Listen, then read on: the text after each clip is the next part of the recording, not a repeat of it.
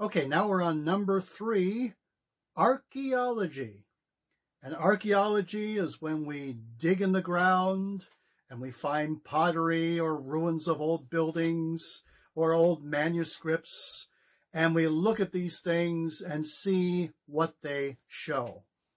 And archaeology is always good for the Bible.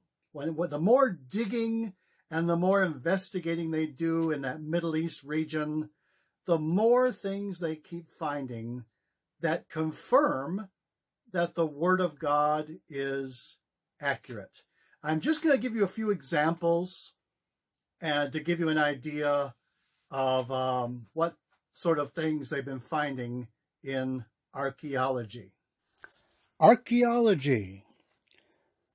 There are a number of people who believe that we have found the ruins of Sodom and Gomorrah. Here's one look at some ruins there that a number of people believe are Sodom and Gomorrah. And those certainly aren't natural formations, so I think that could likely be. Here's how Sodom and Gomorrah might have looked back in ancient times, and they have found things like this in that area.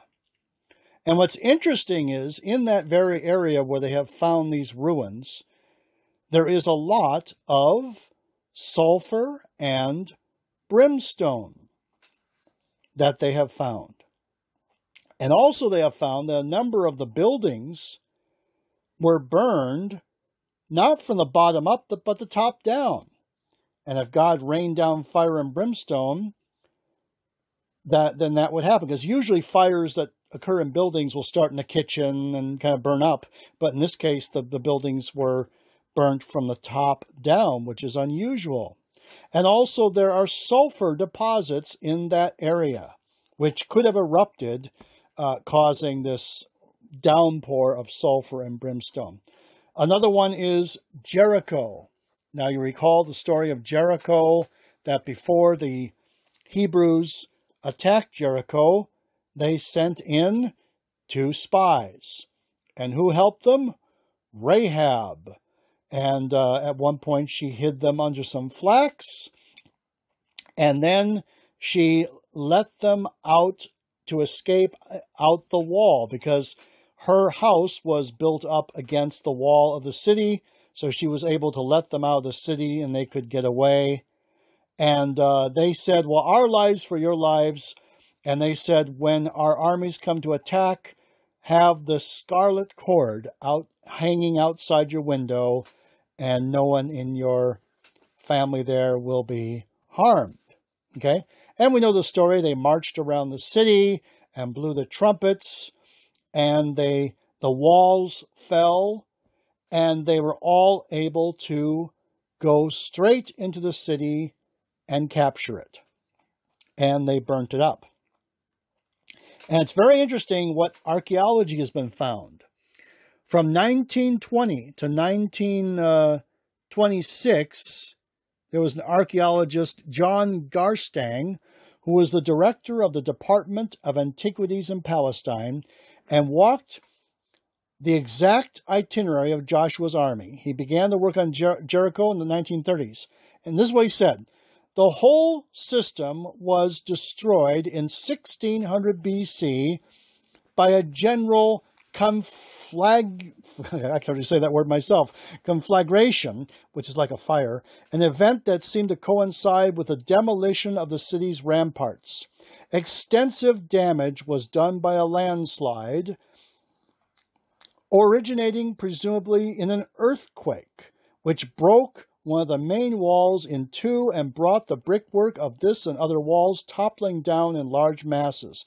The disaster was also accompanied by local fires, which completely charred and cracked the brick and contents of the surviving rooms. And that fits the story. They burned the city of Jericho. And excavations of Jericho between 1930 and 1936 revealed something so startling that John Garstang and the other 2 members of the archaeological team prepared and signed a statement describing what was found. In reference to these findings, Garstang says, "As to the main fact, there remains no doubt. The walls fell outwards so completely that the attackers would be able to clamber up and over the ruins into the city. Why so unusual? Because the walls of cities do not fall outwards. They fall inwards. And yet in Joshua 6:20 we read, the wall fell down flat. Then the people went up into the city, every man straight before him, and they took the city. The walls were made to fall outward." Isn't that interesting? But there was one section of the wall, as archaeologists dug, one section of the wall did not fall. It did not collapse. Why is that? That section of the wall had houses attached. And that is the section where Rahab lived. So that fit the Bible story as well. Then we have Joshua's altar on Mount Ebal, mentioned in Joshua 8:30-33. It says, "Then Joshua built on Mount Ebal an altar to the Lord, the God of Israel." Okay, I'm not going to read that whole verse, but that's a description of it. And there's a photograph of Mount Ebal, Mount Gerizim. And when an archaeological team first encountered this, they thought they were dealing with a farmhouse or maybe a fortified watchtower. They had searched the hilltop and found no evidence of any settlements or artifacts. What they had in fact discovered was a stone enclosure which upon further excavation turned out to be a large stone altar and worship complex. The design and construction of the altar clearly showed it was made by the Israelites, or at least someone who had followed their customs. The stones were uncut. Remember in the Bible, God always told the people when they made their altars to use uncut stones. And the structure used ramps rather than steps. This is in accordance to the laws put in Exodus 2:23. "Neither shall thou go up steps into mine altar." And the site also contained large amounts of ash and bone. In all, 942 bones were examined and found to belong to goats, sheep, cattle, and deer. The examinations made at the Hebrew University's Department of Zoology were able to determine the animals were all male and were approximately 1 year of age. And the sacrifices were always supposed to be of a male animal. This agrees with the laws concerning sacrifices as laid out in Leviticus 1:1-3. The Lord called Moses and spoke to him from the tent of meeting. He said, "Speak to the Israelites and say to them, when anyone among you brings an offering to the Lord, bring as your offering an animal from either the herd or the flock. If the offering is a burnt offering from the herd, you are to offer a male without defect. You must present it at the entrance of the tent meeting so that it may be acceptable to the Lord." So that fit the Bible. So very interesting. What about Samson and Delilah? Remember that story? How he had that long hair and she kept telling him, "Tell me your secret. What's your secret? You're not telling me your secret." And finally he gave the secret of his long hair, and he was captured by the Philistines and forced to grind the grain. But his hair began to grow, and his strength began to come back. And they brought him to the Philistine temple to make fun of him. He said to a boy, "Place me between the two between the two pillars that support the temple." And the boy put him there, and he pushed, and the whole Philistine temple collapsed. Now, one thing that's strange about that story is how many buildings that could fit thousands of people, because many people died. How many buildings have you seen that were big, were supported by just 2 pillars about 2 meters apart? I mean, is that a normal design? You know, usually you see 10 pillars, 20 pillars supporting buildings, but he was able to bring down the whole building by just pushing against these 2 main pillars. Well, in some archaeological digging, they found Philistine temples, and one was at Tel Kazel, and they found that the whole temple had been supported by 2 pillars about 6 feet apart. And the pillars were made out of wood, so that disintegrated. But there you can see the base of the pillars right there. And there's another one at Tel Es Safigath, where you can see the 2 places, the 2 pillars were supported there. So that fit the Bible. Here's another interesting finding from Bible times. The Moabite stone. Remember Moab? That was one of the kingdoms that was next to Israel from around 840 BC. And this stone was discovered intact by a missionary at the site of ancient Dibon, which is in Jordan, in August 1868. The next year, it was smashed by local villagers, but before that, a squeeze, in other words, a papier-mâché impression, had been obtained, and fragments containing most of the inscription, 613 letters, were later received and pieced together. The squeeze and the reassembled monument are now in the Louvre Museum, which is in Paris, France. So the lighter portions of that picture, that's the actual stone they still had.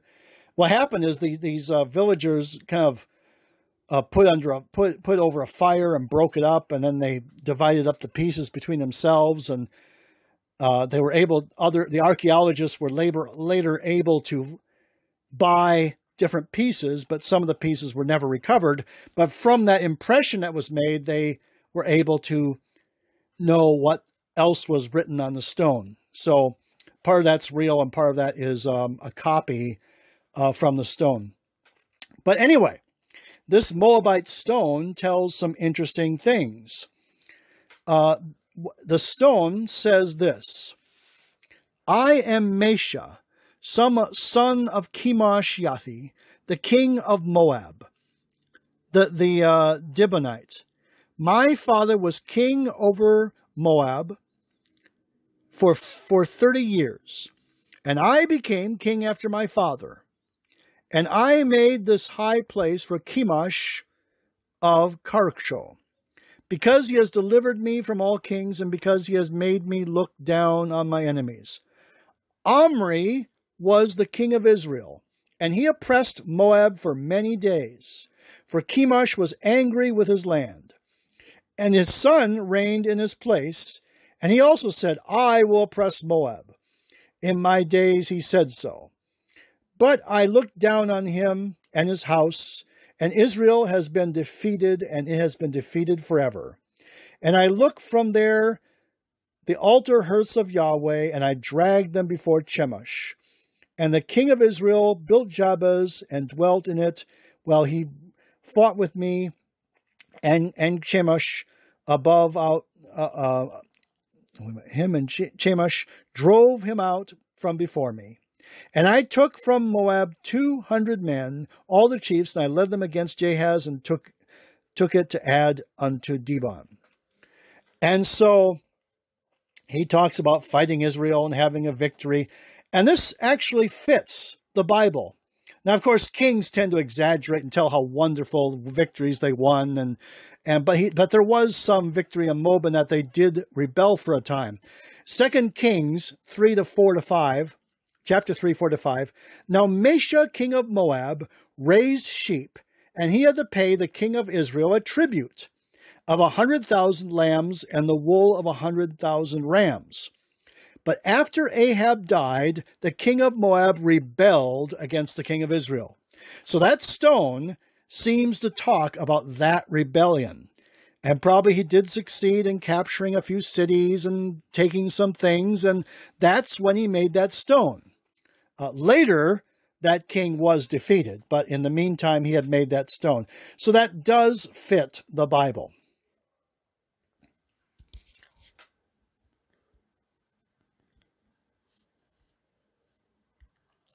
Now we go to King David. You know, for many years, there was no evidence outside the Bible that King David ever existed. And so many anti-Christian scholars used to think, well, you know, King David, it's just a story. This guy never really lived, and they thought it was fiction. But then in 1993, there was a stone found with an inscription from about 900 BC. And it's very interesting. This stone says some different stuff about different kingdoms and so on, but it mentions the house of David. That means the kingdom of David. Just like today we'll say the house of Windsor, that's the kingdom of Queen Elizabeth and so on. The house of David. And so that confirmed that there was a King David. Here's another interesting one.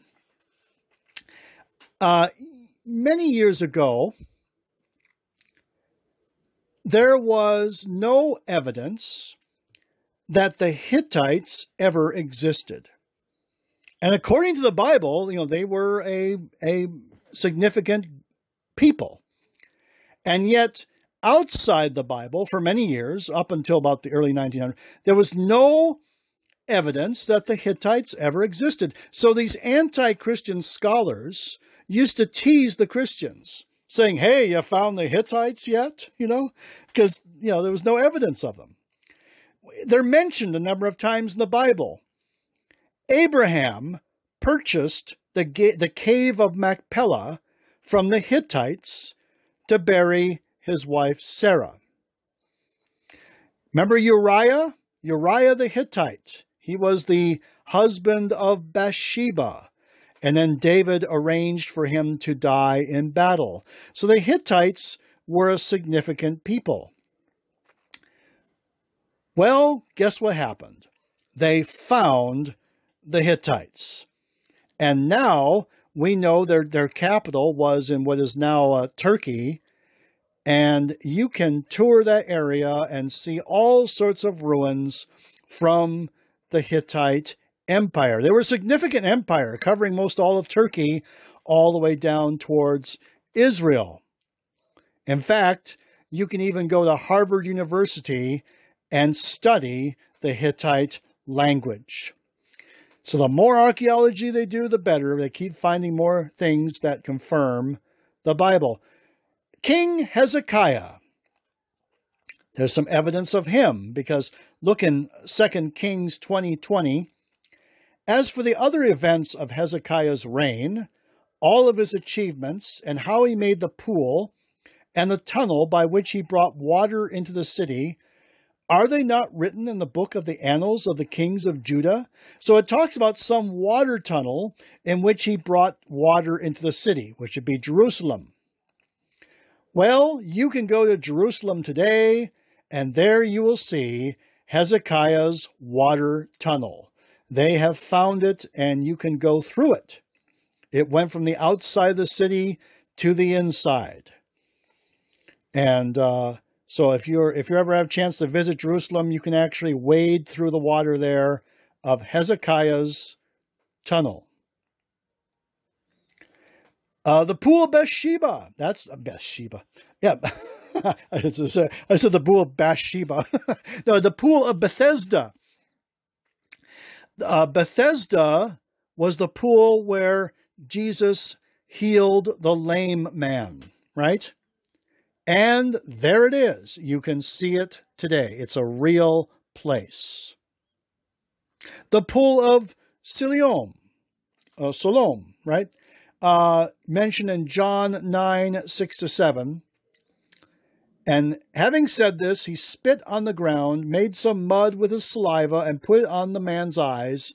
Go, he said, wash in the pool of Siloam. This word means sent. So the man went and washed and came home seeing.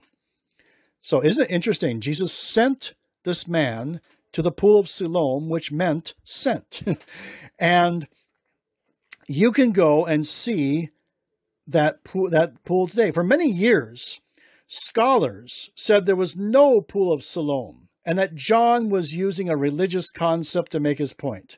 But in 2004, while putting in a new sewer and a drain system, workers discovered large stone slabs as well as steps. Experts point out the pool is located in the lowest point of the city, and seasonal rains would wash mud into the pool. When the pool was in use, this mud would be cleared out on a regular basis. But when the pool was no longer maintained, it quickly filled with mud and disappeared from sight. And that's how they lost track of it for many years until 2004. And there it is, the pool of Siloam. Here's a question for you, Bible scholars. Does anyone know, where did Jesus live? Now, I'm talking about during his time of ministry, during that 3.5 years of ministry, when he was with his disciples and such. Where was his home base? Where did he live? Now, he's called Jesus of Nazareth, but he wasn't living there. Actually, he was living in Capernaum. Capernaum was the hometown of Jesus during his ministry. And there we read in Matthew 4:13, leaving Nazareth, he went and lived in Capernaum, which was by the lake in the area of Zebulun and Naphtali. So if you visit Israel, you can see Capernaum, which they call the town of Jesus. And there are some ruins of Capernaum with a Jewish synagogue and everything.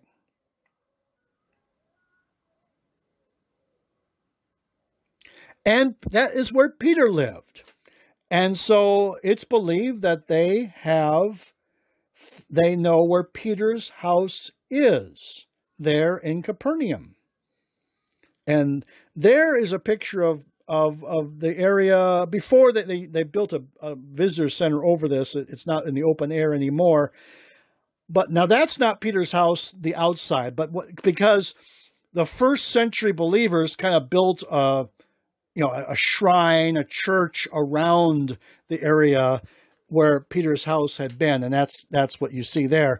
But down inside there in the middle, below, would be the original place of Peter's house. And now, as I said, a visitor center is built over the site of Peter's house.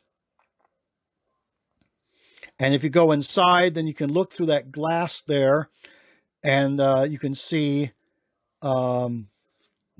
what could be the actual stones used in Peter's house. Isn't that interesting? There's a view from the side there. Pontius Pilate. Now, again, there was no evidence for a long time outside of the Bible that Pontius Pilate ever lived or that he was, significant at all. Only mentioned in the Bible. And you may recall Pontius Pilate was the one who, the governor of Judea, who sentenced Jesus to be executed. Well, they found a stone, I believe in Caesarea, and on that stone was inscribed, Pontius Pilate, governor of Judea, showing he was a real person and he was governor of Judea. So, evidence for the Bible. Here is evidence of a man's crucifixion, showing that this was a method of execution. in the Roman Empire. And this was found in Jerusalem in 1968, a heel bone with the nail driven through it of some man who was executed through crucifixion. So that's evidence that things were done that way, just like the Bible says. Caiaphas the high priest. Now, Caiaphas was the high priest who presided over the trial of Jesus. In 1990, they discovered what they call an usury, or bone box, of Caiaphas, with the inscription Yehoseph bar Caiapha, which means Joseph, son of Caiaphas. That was his actual name. And so we actually have the bones of Caiaphas, the high priest. This is Sir Walter Ramsay, who lived from 1851 to 1939. He was a Scottish archaeologist. Now, Ramsay, he was not a Christian. Ramsay was very skeptical of the accuracy of the New Testament, and he ventured to Asia Minor over a century ago to refute, argue against its historicity. He especially took interest in Luke's account and the Gospel of Luke and the book of Acts, which contain numerous geographical and historical references. Dig after dig, the evidence without fail supported Luke's accounts. Governors mentioned by Luke that many historians never believed before existed were confirmed by the evidence excavated by Ramsay's archaeological team. Without a single error, Luke was accurate in naming 32 countries, 54 cities, and 9 islands. Ramsay became so overwhelmed with the evidence, he eventually converted to Christianity.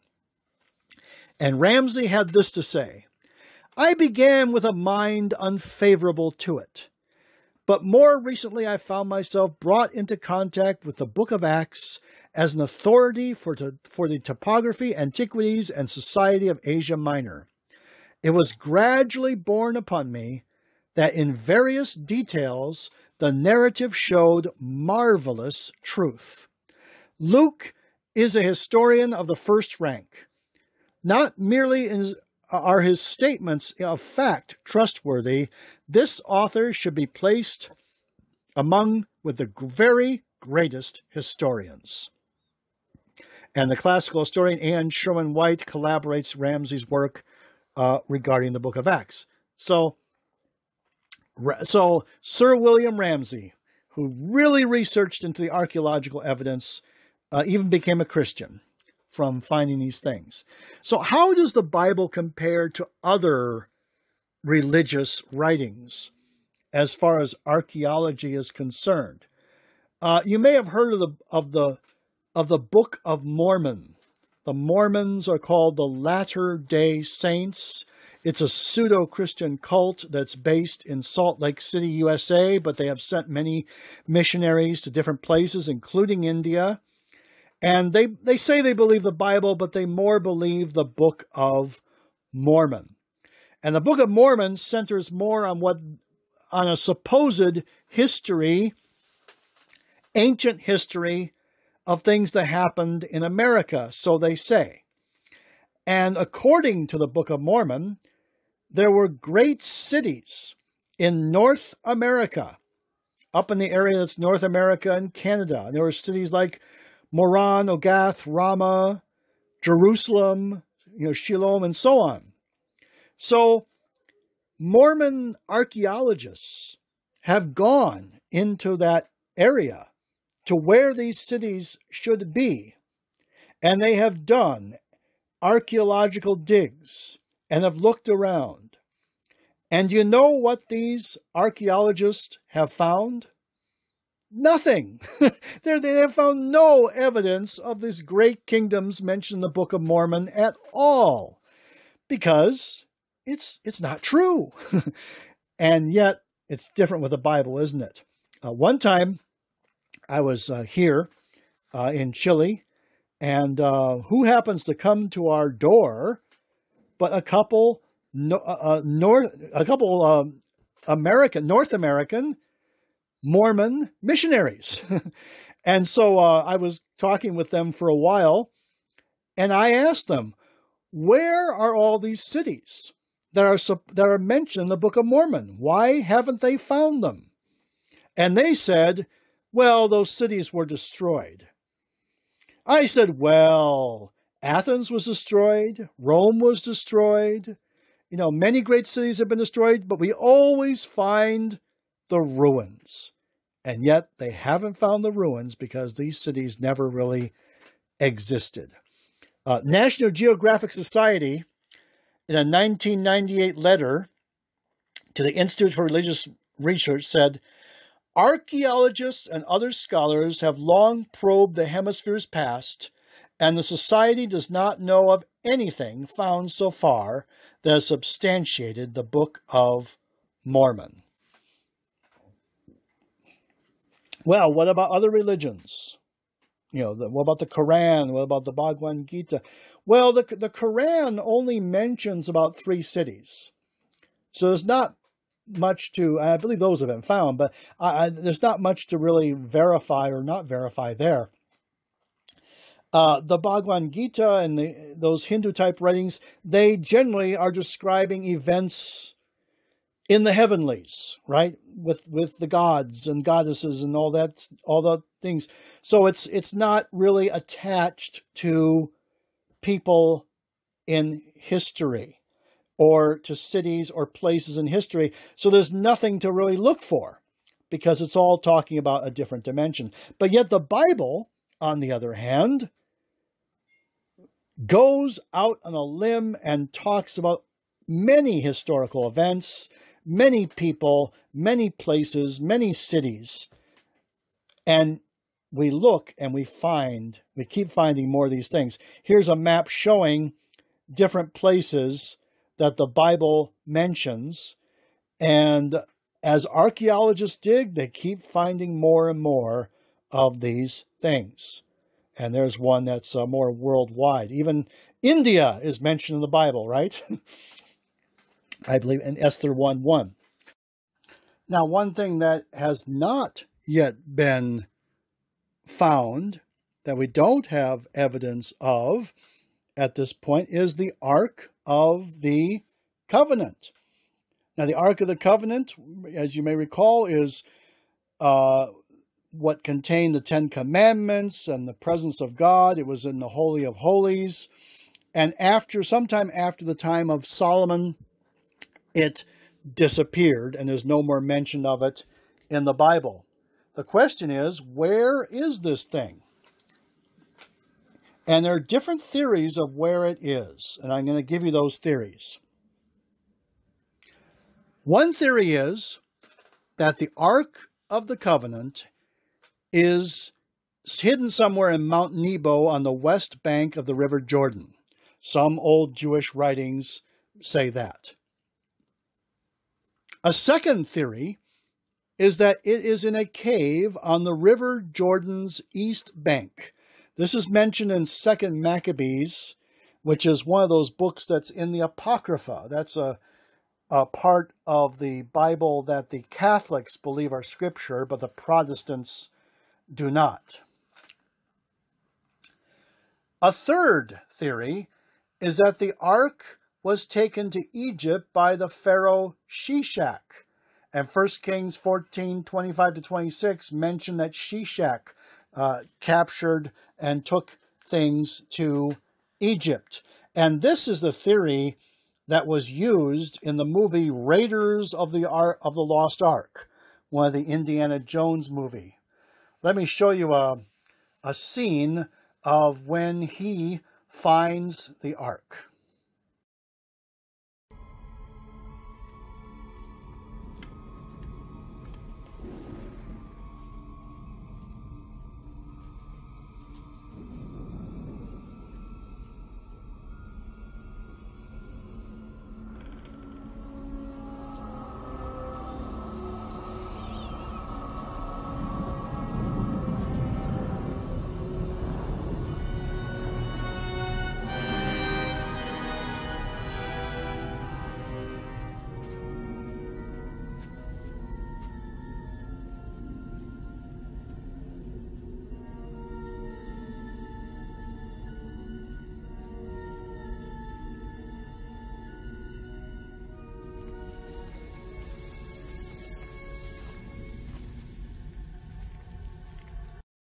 If you haven't seen the movie Raiders of the Lost Ark, I hope you have a chance.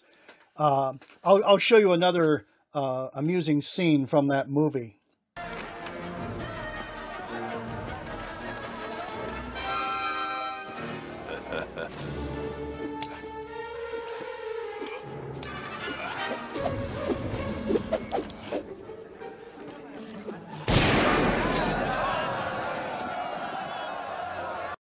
The fourth theory of where the Ark of the Covenant is that the Roman Emperor Titus took the Ark to Rome.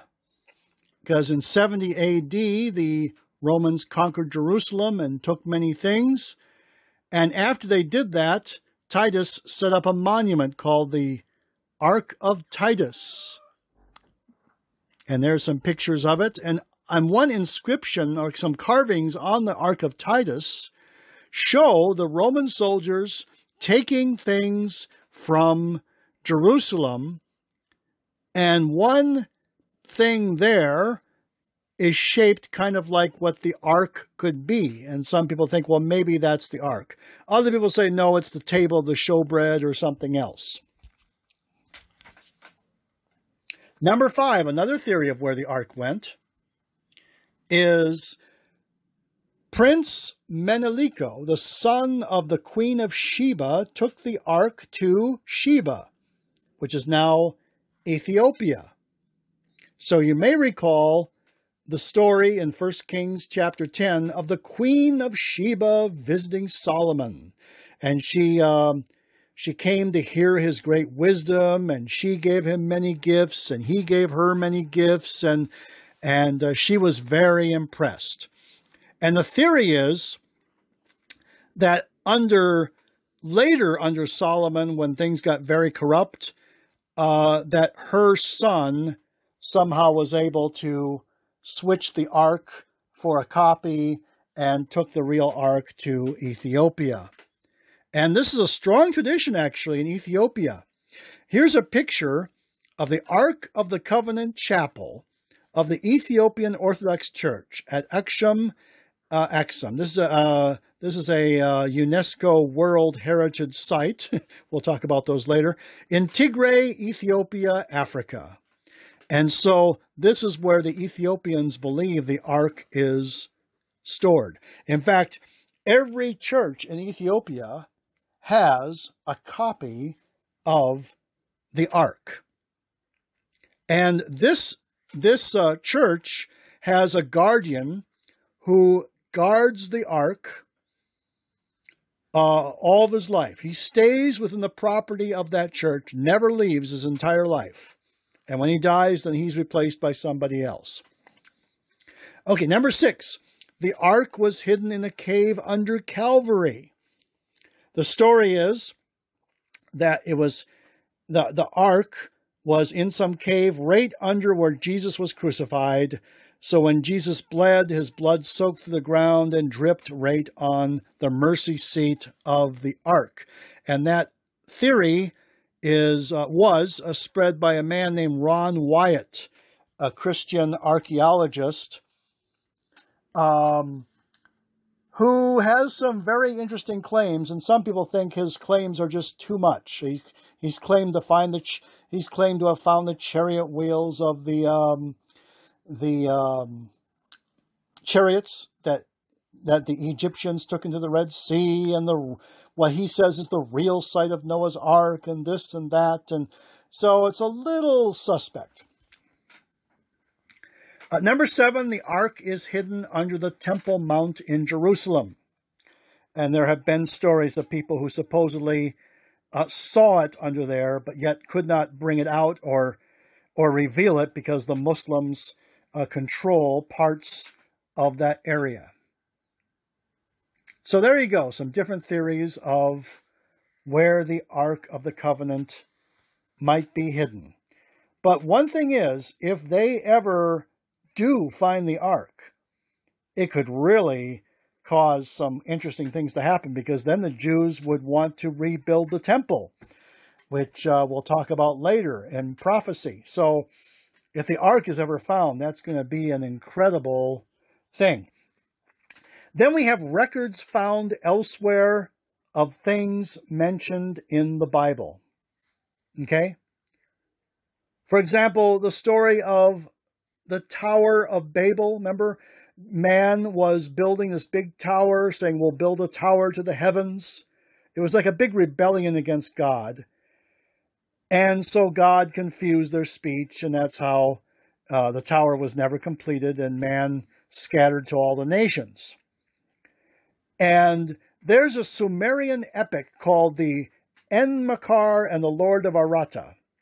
It says this: the Lord of wisdom who understands the land, the leader of the gods, endowed with wisdom, the Lord of Eridu, changed the speech in their mouths, brought contention into it, into the speech of man that until then had been one. So there it's saying that man had one language and God changed their speech, just like the Bible says. Or Balaam. Remember Balaam, the story of Balaam and Balaam's donkey and so on. An ancient text found at Deir Allah, Jordan in 1967 tells about the activities of a prophet named Balaam. Written in Aramaic, the text begins with the title, Warnings from the Book of Balaam, the son of Beor. He was a seer of the gods. And in the Bible, he is also called Balaam, son of Beor, and he was called a prophet. So there's a little verification of the Bible. So there we have, so far, we have unity, manuscript reliability, and archaeology. And I hope you have a chance to look more into archaeology. There's lots of interesting discoveries to read about. Now we go on to number 4, science. And the Bible does not contradict true science. In fact, often we find the Bible to be ahead of science. So science, many interesting things from the Bible. For example, now Job is probably the oldest book in the Bible. And in the book of Job, it says, he alone, talking about God, he alone stretches out the heavens and treads on the waves of the sea. What's interesting is that it talks about stretching out the heavens, and now astronomers pretty much agree that the universe is still expanding. Stars are moving farther and farther away from each other. Or Job 26:8. He wraps up the waters in his clouds, yet the clouds do not burst under their weight. Well, I thought clouds were light and fluffy and they floated around. But according to the Bible, they have weight. Well, now we know that the average thundercloud weighs 10 crore kg. That's about 100,000 tons. So again, the Bible is shown to be true. Or look at Job 26:7. He spreads out the northern skies over empty space. He suspends the earth over nothing.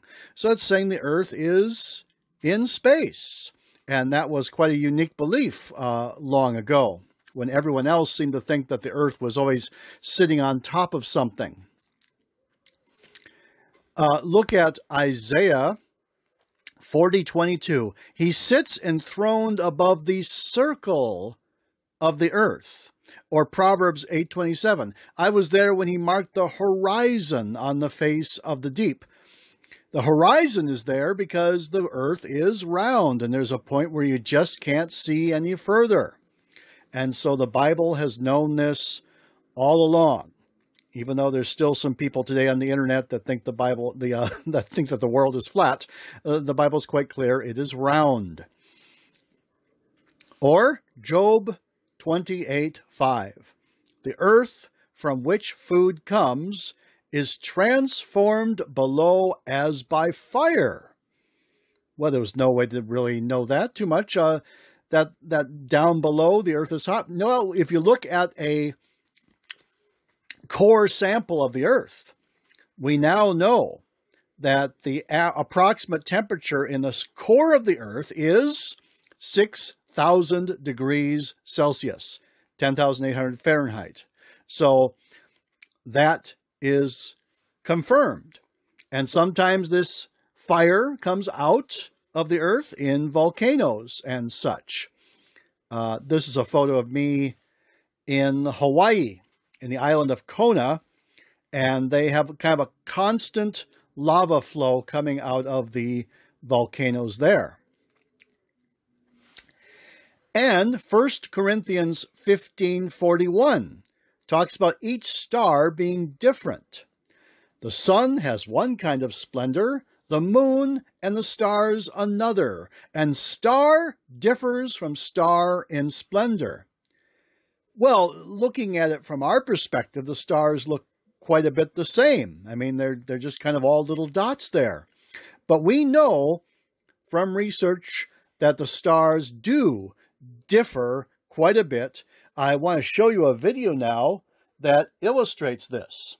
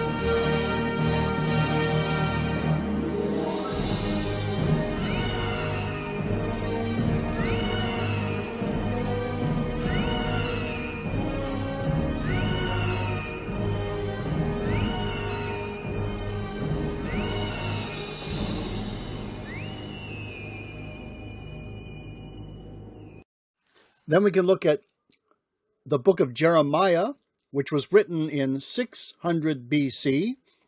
Jeremiah 33:22 says that the stars are countless. I will make the descendants of David my servant and the Levites who minister before me as countless as the stars in the sky and as measureless as the sand on the seashore. Ptolemy in 150 AD wrote, there are precisely 1,056 stars. That's about as many as you could see with the naked eye if you walk outside. Hippocrates was a little more positive. He said there were less than 3,000 stars. Then Galileo invented the telescope in 1608, and slowly telescopes became better and better. And now we, of course, have the Hubble telescope in outer space, which can photograph very well. And so, how many stars do we have now? We know that they are countless. We can only see 2 galaxies with our unaided eyes. The observable universe has a lot of galaxies. Again, we don't know how many, but estimates range from 100 billion to a trillion. And the Milky Way is not an exceptionally large galaxy. There are so many galaxies that when NASA pointed the Hubble Space Telescope at a tiny bit of dark sky and left the shutter open for a couple of days, the photograph that resulted contained thousands of pinprick spirals and smudges, each one a galaxy. Not that this number will mean anything to the human mind, but that gives us estimates of up to 1 septillion stars. as Carl Sagan said, greater than the number of all the grains of sand on all the beaches on Earth. Oh, and yeah, when I said the observable universe, that's just the areas of the universe that we can possibly see, where the light that has been produced has had time to travel to our eyes. Beyond that, there are no doubt more galaxies. Indeed, the number may be infinite. And so, when you ask how many stars there are, just know that we can't know. But it is definitely a number greater than I can conceive. This is Matthew Maury, who was a Christian oceanographer, a person who studied the oceans. And one time he had broken his leg, and so he was just recovering, and he asked, I believe, his daughter to read the Bible to him. And she was reading from Psalms 8, and she got to Psalms 8:8, which said, "The birds of the air and the fish of the sea, and all that swim in the paths of the seas." And he began to think, well, isn't that interesting? Maybe there are paths or currents in the seas. And he also noticed in Ecclesiastes 1:6, it says, "The wind blows the south and goes around the north, and around goes the wind. On its circuits the winds return." So he thought, well, maybe there are certain circuits of wind causing ocean currents, and so these could be happening. Well, he researched into this, and he indeed discovered the ocean currents. And these ocean currents have become our modern-day fishing lanes. The ships will follow the currents in different directions. And so Matthew Maury, from reading the Bible, made this discovery, and he eventually became known as the Pathfinder of the Seas. And if you go to Richmond, Virginia, you can see his statue there where it talks about him being the Pathfinder of the Seas. Now, here's something interesting about the second coming of Christ. This is when Jesus was talking about the moment he will return. And this is from Luke 17:30-35. "It will be like this on the day that the Son of Man is revealed. On that day, no one who is on the roof of his house with his goods inside should go down to get them. Likewise, no one in the field should go back for anything. Remember Lot's wife. Whoever tries to keep his life will lose it, and whoever loses his life will preserve it. I tell you, on that night, 2 people will be in one bed. One will be taken and the other left. 2 women will be grinding grain together. One will be taken and the other left." Well, what's interesting about this verse is he's talking about the moment of his return, but yet he says things like, on that day, and then he says, on that night. And so some people are on the roof of their house, and some people are grinding grain, and some people are asleep, and some people are on the field. These are all things done in different times of the day. How can these people be in night and day at the same time? Back then, they may have not have known, but now, of course, we know that that we have our time zones and that the Earth is round and so on. So this is why recently, in giving a teaching for DTS there in India with you all, I was up until 4 in the morning because that was my time in Chile as compared to the time in India. So again, the Bible is shown to be true. What about other writings of other religions? Well, the Quran, in some interpretations, talks about the stars being torches in the lower heavens. What about Hindu writings? Well, there's lots and lots of Hindu writings, but there is, for example, the Amarakosha, which was written in the 5th century, and it lists the names of 8 male elephants bearing the world, along with 8 unnamed female elephants. And the names are all given there. So that is not quite as scientific, I think. Then we can move on to medical science. The Bible is ahead of things in medical science. One aspect which we see in the Bible is that life is in the blood. And we can read about that in Leviticus 17:14. Because the life of any creature is its blood. That's why I said to the Israelites, you must not eat the blood of any creature, because the life of every creature is in its blood. Anyone who eats it must be cut off. So very clear, life is in the blood. Well, now we know that the blood cells, the red blood cells and so on are carrying our life. It's what keeps us and sustains us. And a while back, Mary Lou's got dengue fever, and her blood count kept going down. And obviously, if it had continued, she would have had to have a transfusion and so on, because the life was draining away. But fortunately, it bumped back up before that was needed. So the Bible has said that all along, that life is in the blood. This is George Washington, the first president of the United States. And at one point, George Washington got quite sick. And so when he was sick, they called for the barber. That's right, not the doctor, the barber. Because they had a belief back in his day that if you let out blood, you would be bleeding away the sickness. So they took a razor and cut one of George Washington's wrists to bleed him. Well, that didn't work. He wasn't getting better, so they cut the other wrist to keep him balanced. And he got worse, and then George Washington died because they were not following biblical principles. Here's another principle, which is being applied these days quite a bit, is the touching of unclean things and washing hands and bathing and so on. Leviticus 11:39-40.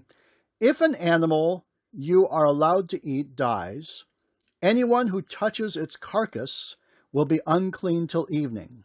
Anyone who eats some of its carcass must wash their clothes, and they will be unclean till evening. Anyone who picks up the carcass must wash their clothes, and they will be unclean till evening. So the concept of, if possibly touching unclean things, washing. And there in Leviticus 15:4-5, any bed the man with a discharge lies on will be unclean. Anything he sits on will be unclean. Anyone who touches his bed must wash his clothes and bathe with water. They will be unclean till evening. So the whole concept of washing and bathing and, quarantining a bit when you have possibly touched something unclean. Well, there was a man in the 1800s, Ignaz Philipp Semmelweis.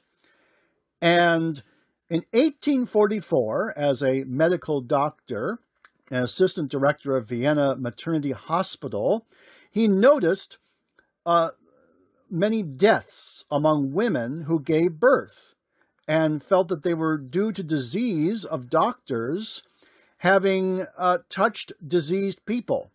And so what he did is he had soap and water and a strong chemical and had the doctors wash between things. But the doctors would not follow his orders. He was ridiculed. He was ignored.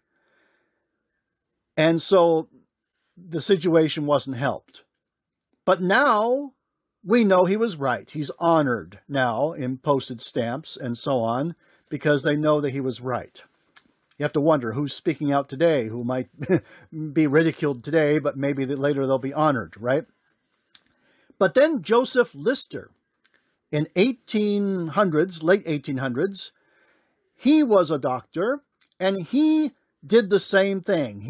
He asked the doctors and nurses to use a strong acid to clean everything. So they washed their hands, they cleaned the instruments, and when he had them do this, the number of deaths went down dramatically. And then people realized, yes, we need to do this. We need to clean our surgical instruments and wash our hands and sanitize and all these things.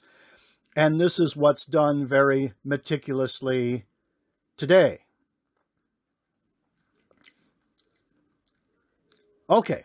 In fact, there's a picture of a Lister lab. I had to go there to get a blood test in Chennai. So that was named after Joseph Lister. Then we'll go on to genetic science. Genetics is like the genes that you pass on to your children and so on. And Leviticus gives us some help in the area of genetic science. And Leviticus 18, 6 to 13, I won't read that whole thing, but in verse 6 it says, "No one is to approach any close relative to have sexual relations. I am the Lord." And then it talks about not having relations with your father or your sister or your mother and all these close relatives. Because we now know that if you have relations within a family, there's much more of a chance of deformities in the offspring. That's because you have a recessive gene that's maybe a deformity, and if you end up getting together with another person who also has that same recessive gene, then the child can have the deformity. And so it's not good to marry close family. But yet, there was a family known as the Habsburgs. They were royalty in Europe, and they tended to marry each other because you wanted royalty to marry more royalty. They were kings of Germany and England and Spain and different places, but this Habsburg family kept marrying each other. And as a result, they had a number of genetic defects. One was King Charles of Spain, who had a lisp. He had like a big lower lip, and so he kind of talked like this. And I think the way they pronounce some of the words in Spanish is still influenced by how this king pronounced things, because everyone had to talk like him. And also in Russia, the last Tsar had a son who was a hemophiliac. That means if you get cut, your blood does not coagulate, and so you just keep bleeding and bleeding. And his son had many health problems, and often he had to be kind of carried around because he couldn't walk well due to his sickness. And this because of the intermarrying of the Habsburg family. Or in Africa, now this picture here is an ostrich. And here you can see the feet of the ostrich. And there was a tribe in Africa they found. They called them the ostrich people because their feet were like the feet of an ostrich, just like two big toes sticking out. And the reason they found was because this tribe kept marrying each other and this genetic defect kept reappearing. So all they had to do was to tell the people in that tribe to marry people from outside their tribe. When they did that, the children were normal. Then we go to agricultural science. Some good tips there from the Bible. Leviticus 25, 1-5. The Lord said to Moses at Mount Sinai, "Speak to the Israelites and say to them, when you enter the land I'm going to give you, the land itself must observe a Sabbath to the Lord. For 6 years sow your fields, and for 6 years prune your vineyards and gather your crops. But the 7th year, the land is to have a year of Sabbath rest. A Sabbath to the Lord. Do not sow your fields or prune your vineyards. Do not reap what grows of itself or harvest the grapes of your untended vines. The land is to have a year of rest." So that's a concept that you do need to give land rest. And this concept is done in modern farming. You will find what farmers do is they rotate their fields. And so some fields are left empty and just given time to rest, and they also rotate their crops and so on. And there's been some modern farming where they don't give the land rest, and they just try to keep applying fertilizer and try.